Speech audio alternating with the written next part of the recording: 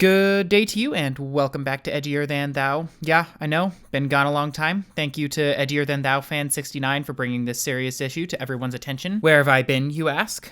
Mostly getting through school. As it turns out, statistical mechanics demands a bit of time investment, but the good news is that I almost half understand row vibrational spectroscopy now. Other life news, I got into grad school. I don't think I'll say what I'm studying quite yet, because a few people watching this have probably already assumed that I'm getting a PhD in gender studies, and I don't really want to take that away from them. All that aside, let's get into today's topic, transphobia. Some of you may remember transphobia from the recent indie film The Conservative Movement Has Gone Completely Mad Again, and it's making it everyone else's problem. But today I'd like to talk a little bit about everyone's favorite libertarian intellectual, Benjamin the Pronoun Shapiro. Ben has had a long and storied career in politics, consistently marketing himself as a reasoned intellectual who only cares about truth and objective reality, so much so that the phrases blank owns blank with facts and logic, hypothetically for the sake of argument, and facts don't care about your feelings are practically synonymous with Shapiro's brand. Personally, when I was in high school, Ben was treated as basically interchangeable with rationality and American libertarianism. He was the guy who wasn't afraid to call out the logical failures of the transgender movement while still advocating for the rights of adults to live as they liked and use whatever pronouns made sense in a given social setting, even if he personally didn't like it. He believed this so much so that during a conversation with resident super genius Blair White in 2018, he said the following. Here's the thing,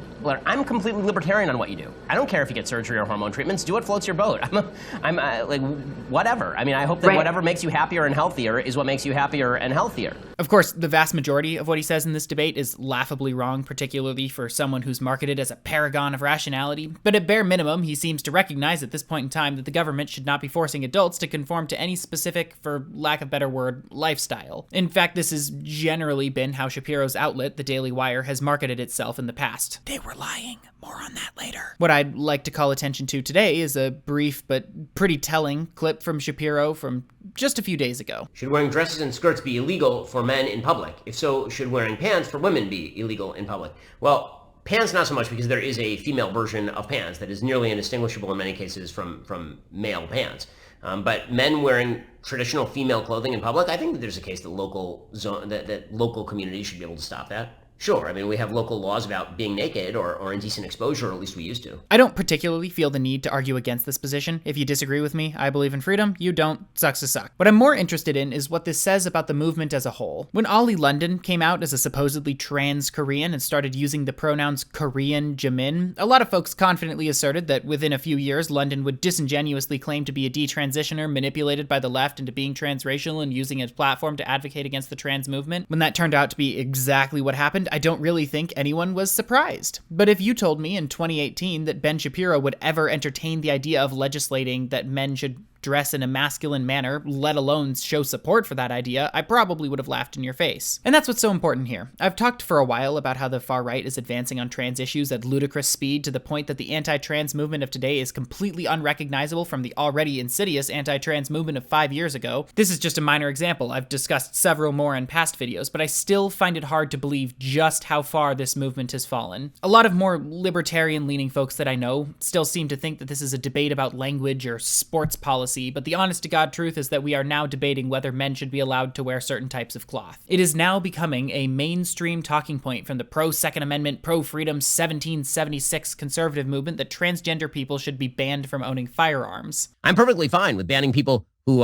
suffer from gender dysphoria from purchasing weapons. That seems to me a pretty significant symptom of an underlying mental malaise that could theoretically be a problem. I'll be honest, I had no idea that I was going to find a clip of Ben specifically saying this. I was initially planning on just showing the Twitter fallout, but yowza, here we are. On March 7th, 2023, now former Daily Wire journalist Christina Buttons announced that she was leaving the organization due to their handling of trans issues. Don't worry, she's not an ally. Essentially, she made the case that the Daily Wire told her its official position was the libertarian adults can get whatever surgeries they want, just leave kids out of it. A position which she agreed with and continues to agree with. However, after listening to Daily Wire commentators explicitly and repeatedly trash that idea, Matt Walsh in particular having explicitly said medical transition should be illegal for adults, she could no longer in good conscience continue to work for the organization. The best way to describe this is that Christina Buttons is sincerely full of shit on the trans issue, unlike her contemporaries. What Buttons is experiencing firsthand is the dramatic shift in the right-wing movement. Most conservatives who still live in 2016 can continue about their day with those beliefs, ignoring the explicitly fascist ideas espoused by their contemporaries. contemporaries. Unfortunately, ignoring the shift is exactly what allows it to continue. To those of you who still have questions or concerns about trans issues, aren't totally on board with some of our ideas or beliefs,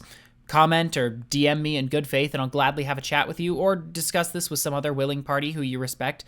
But disavow this garbage. When they run these candidates, vote them out. They will continue pushing against your freedoms, they will continue the genocidal rhetoric, and they will keep moving further if you continue to let them. The time for spirited public debate about these topics is when this country's political landscape isn't being dictated by fascistic psychopaths who'd honestly rather see marginalized people just dead. Anyhow, thanks for watching to the end here. I wanted to get back into the groove of making videos, but I don't really know if that's going to happen quite yet.